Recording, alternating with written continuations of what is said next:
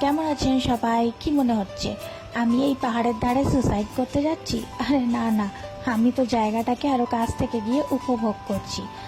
জীবনে অনেক এরকম টাইম এসছে যখন মনে হয়েছে জীবনটা খুব কঠিন, কি করে এই জিনিসটাকে সামলাবো।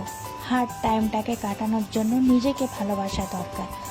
অনেক মুহূর্ত এরকম মনে হয়েছে যে নিজেকে শেষ করে দিলেই ভালো হয়, কিন্তু তারপরেই মনে হয়েছে যে নিজেকে শেষ করে দিয়ে লাভ কি?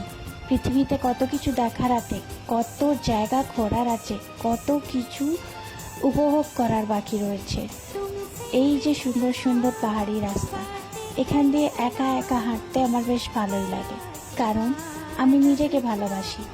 অন্যের থেকে কোনো এক্সপেকটেশন না রাখা বা অন্যের কথা না ভাবে নিজেকে ভালোবাসাটাই হলো সবথেকে বড় কথা। কারণ যে নিজেকে ভালোবাসবে সে সব হার্ড টাইমগুলোকে হাসতে হাসতে কাটিয়ে দিতে পারবে, জিততে পারবে। জীবনটা খুব সুন্দর, জীবনের প্রতিটা মুহূর্ত উপভোগ করা উচিত, জীবনের প্রতিটা দিন ব্লেসিং মনে করা উচিত।